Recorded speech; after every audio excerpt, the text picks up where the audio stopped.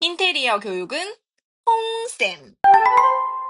자, 우리 5번 철골 공사 시 철골에 농막이 칠을 하지 않는 부분 두 가지만 써라고 돼 있는데, 솔직하게 그 실내 건축하는 친구들은 이런 부분 힘들어해요. 이게 건축적인 거다 보니까 생각보다 뉴 문제다라고 생각해 주시면 됩니다.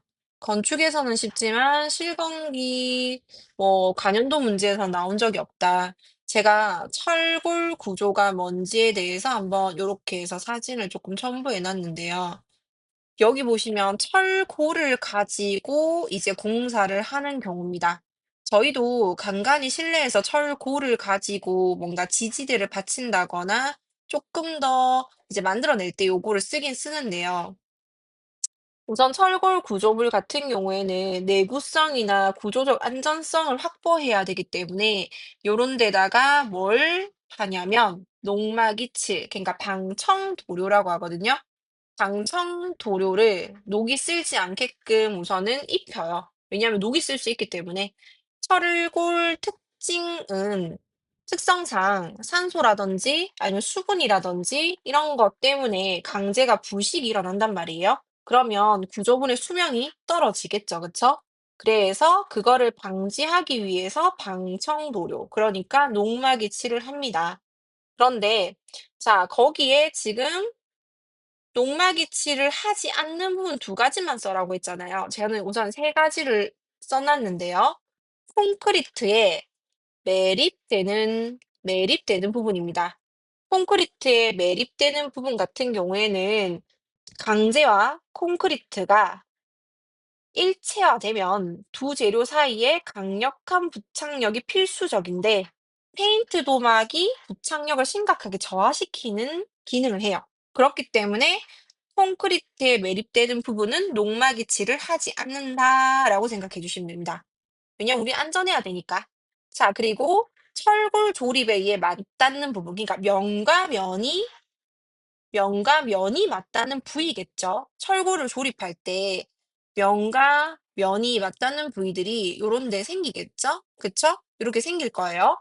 맞닿는 부분들 같은 경우에는 조립을 할 때 거기에 여러 가지 베이스 플레이트라든지 아니면 지압면이라든지 여러 가지 이제 기능들을 가진 것들이 있어요. 그러면 기계 가공을 해서 정밀하게 마감된 표면을 도장을 해야 하는데, 도막 두께로 인해서 정밀하게 치수를 못 뽑아낼 수 있습니다. 그래서 조립하면 응력이, 그러니까 힘을 받는 분포가 다르게 불균일하게 분포가 될 수 있어요. 그렇기 때문에 철골 조립이 맞닿는 부분 같은 경우에는 녹막이치, 그러니까 방청 도료를 바르지 않습니다. 정확한 이제 조립을 했을 때 치수를 얻기 위해서.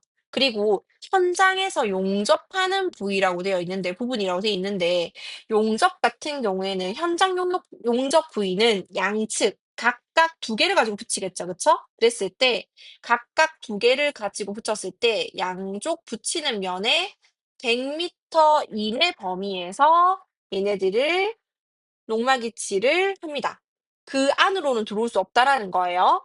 방청도료 용접 아크가 고열에 노출되면, 그러니까 녹막이칠 같은 게 이제 용접을 할 때는 불꽃이 튀잖아요. 그게 이제 노출이 되면 거기에서 치명적인 용접 결함이 유발할 수가 있어요. 녹막이칠로 인해서. 그래서 유감 검사나 비파괴 검사 한번 들어보셨죠? 그런 검사를 해야 이제 얘네들을 검출을 할 수 있기 때문에 굳이 그거를 처음부터 그런 리스크를 안고 가진 않는다. 그래서 콘크리트가 매립되는 부분, 그리고 철골 조립에 의해 맞닿는 부분, 그리고 현장에서 용접하는 부분. 그러니까 현장에서 100m 이내, 양측에 100m 이내 용접하는 부분이라고 해야지 조금 더 정확하겠죠. 자, 그래서 5번은 그래도 문제가 2점이었어요. 다행히. 왜냐하면 이게 실내 건축이 아니라 진짜 어떻게 보면은 건축적인 게 크거든요. 근데 우리가 관연도 문제에선 그렇게 나온 적이 없다. 그래서 뉴 문제라고 생각해 주시면 됩니다. 자, 6번으로 한번 넘어가 보겠습니다. 자, 6번 같은 경우에는 복층 유리, 그러니까 페이얼 글라스라고 생각해 주시면 되고요. 영어로 페이얼 글라스. 복층 유리의 특징을 세 가지만 써라라고 돼 있어요. 복층 유리는 유리와 유리 사이에 공기층을 머금고 있는 거를 복층 유리라고 합니다. 그래서 접합 유리랑 복층 유리를 살짝 헷갈려 하시는 것 같은데 접합 유리는 안전 유리예요. 근데 복층 유리는 기능을 가지고 있는 기능성 유리라고 생각하시면 됩니다. 그래서 복층 유리 같은 경우에는 여기 공기층이 들어가면 중공벽과 같은 역할을 하거든요. 방음, 뭐 방수, 간열 이런 것들이 좋아요. 당연히 첫 번째는 방음 효과가 뛰어나겠죠. 그래서 1 번의 정답이 방음 효과가 뛰어나다. 자, 6번 복층 유리에 대해서 복층 유리 특징에 대해서 세 가지를 써라라고 돼 있는데 저희 학원 2 번, 3번 문제가 제가 아마 그전 거를 들고 들어오다 보니까 이 부분이 분명히 봤다고 생각했지만 이렇게 오타가 났어요. 자, 복층 유리 같은 경우에는 특수 유리죠, 특수 유리. 페이얼 글라스라고도 합니다. 페이얼 글라스. 이게 영어도 좀 외워줘야 되는 게 뭐냐면 한글로도 한 번씩 얘기하시긴 하는데 영어로 페이얼 글라스라고도 한 번씩 "나 페이얼 글라스에 대해 특징 세 가지를 써라." 이렇게 할 수도 있거든요. 영어랑 같이 외워 주시고요. 2장 이상의 일반 판유리 사이에 건조 공기를 넣어요. 건조 공기. 이게 중공벽 느낌이랑 되게 비슷합니다. 그래서 이걸 봉입해서 만든 특수 유리예요. 자, 우선은 "공기가 들어간다. 에어가 들어간다."라고 하는 것은 당연히 방음, 뭐 방습, 단열에 효과 좋습니다. 근데 어떻게 보면은 공기층이 들어간 거는 양쪽 실내와 실외 온도를 적절하게 이 공기층이 이렇게 전달을 덜 하게끔 만드는 거다 보니까 여기에서는 결로 방지죠. 결로 방지 현상을 좀 잡아주는 우수한 효과가 있습니다. 그래서 복층 유리라고 하면 세 가지를 외워주시는데요. 1번 방음, 2번 결로 방지, 3번 단열 효과에 다 우수하고 효과가 좋다. 이렇게 요 세 개만 잘 외워주시면 돼요. 이해되시죠? 그래서 방음, 결로 방지, 단열. 이게 어쨌든 단열 목적이다 보니까 이거 세 가지를 1번 방음 효과 좋다, 결로 방지 효과가 우수하다, 단열 효과가 좋다. 이렇게 해서 6 번을 외워주시면 돼요. 너무 쉬웠던 문제예요. 이게 안전유리가 안 나오고 이게 작년이랑 재작년에는 뭐 접합유리, 강화유리, 망임유리, 방탄유리라든지 안전유리가 굉장히 많이 나오거든요. 그런데 복층유리에 특수유리가 나왔다는 것은 그래도 로이 유리도 많이 나왔었죠, 특수유리에. 그래도 복층유리까지는 충분히 맞췄을 수 있다라고 저는 생각을 해요. 자, 그러면 7 번으로 넘어가 보겠습니다. 표준형 벽돌.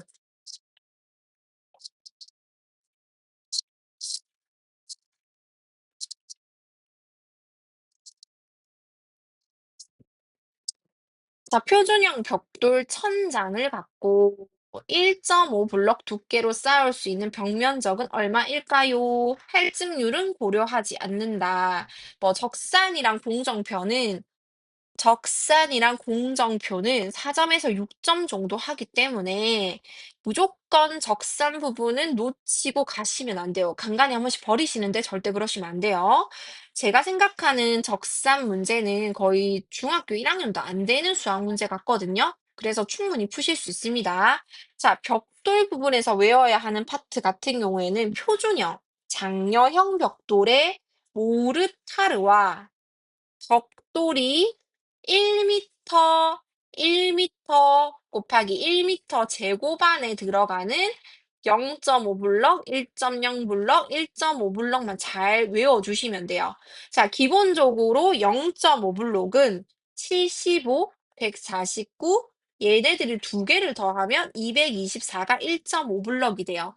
모르타르 같은 경우에는 이거는 좀 외워 주셔야 돼요. 0.25, 0.33, 0.35예요. 제가 많이 외우라는 파트가 있거든요. 표준형 벽돌이 무조건 나오고요. 표준형 벽돌. 표준형으로 나올 거고 1.0이랑 1.5 블럭에 대한 벽돌 1m 제곱당 들어가는 벽돌 양이랑 모르타르 양은 꼭 외워라고 합니다. 원장님이 이제 40대가 넘어가지고 마지막으로 2.0 블럭까지는 저희가 외우거든요. 2.0의 마지막 지금 기존형 재래형 같은 게 0.42 모르타르가 끝났어요.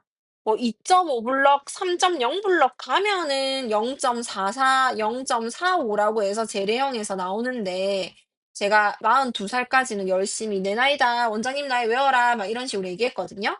자, 제가 이게 너무 잘 안 외워져서 0.25가 가지고 있는 가장 작은 모르타르 1m 세제곱당 이제 나오는 수량이에요.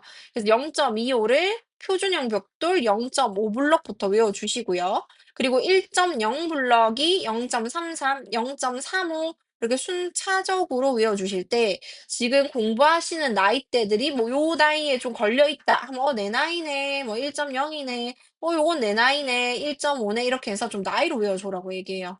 그래야 애들이 좀 외우더라고요. 0.25. 그다음에 지금 재래형으로 넘어가면 0.5 블럭에 있는 모르타르량이 0.30이에요. 그리고 0.33, 35, 2.0으로 가면 여가 0.36. 그래서 요렇게 제가 외우라고 하거든요. 제가 거꾸로 Z자로 가면 0.37, 0.40, 0.42로 나갑니다. 그래서 외우실 때 요렇게 모르타르량을 밑에는 표준형, 위에는 재래형으로 해서 한번 외워보세요. 그런데 원장님이 가장 많이 나왔던 곳은 1.0과 1.5가 가장 많이 나옵니다. 0.33과 0.35. 자, 우리가 구해라는 것은요, 지금 1.5 블럭일 때는 1m 제곱당 224m입니다. 근데 이게 정미량을 구하거나 또는 뭐 모르타르량을 구하는 게 아니라 벽돌 천장을 갖고 1.5 블럭 두께를 쌓을 때 면적을 구하라고 했잖아요. 그쵸? 그러니까 223의 분의 1000, 천장이었어요. 그렇게 하면 4.464 땡땡땡땡 메다 제곱이 나옵니다. 그러면 소수 하위 둘째 자리까지 구하고 셋째 자리에서 반올림하는 게 이제 요게 원칙이에요. 우리 지금 적산할 때는. 그러면 못 올라가죠, 4는. 5부터 반올림이 되니까. 그러면 정답은 4.46 메다 제곱입니다. 천 단위일 때는 꼭 요렇게 따옴표. 그리고 소수점 하위는 점으로 꼭 표현을 해 주셔야 됩니다. 자, 요거는 한번 해 보시면 될 것 같고요. 그리고 8번 석재 깎기 방법 중 손가공 방법 종류 두 가지를 쓰시오라고 돼 있어요. 석재 가공이겠죠? 그러면 석재 가공에 가장 많이 쓰는 게 쇠매, 정다듬, 그다음에 도드락 다듬, 잔다듬, 물갈기까지입니다. 그래서 요 손가공 방법 종류 깎는 방법이에요. 깎는 방법. 그러면은 가장 많이 쓰는 게 뭐 다들 요 5가지 중에서 물갈기를 제외하고 요 4가지 중에서 아무거나 해 주시면 돼요. 왜냐하면 처음에 깎을 때 쇠매 그러니까 혹두기죠, 혹두기. 혹두기. 혹두기로 들어가 쇠매가 아니고 혹두기네요. 혹두기. 가 있고 정다듬일 때는 정으로 석재를 깎습니다.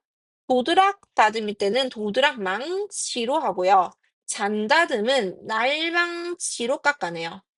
얘네들은 숫돌로 갈기밖에 안 되게 어떻게 보면 깎아낼 수도 있겠네요. 숫돌 같은 경우에도 들어갈 수 있겠다. 그래서 정다듬, 도드락다듬 저는 넣어 놨는데 이 5가지 중에서 잘 넣으시면 될 것 같습니다. 그래서 2점 점수대가 낮죠. 자, 9번이 이제 우리가 봤던 뉴 문제세요.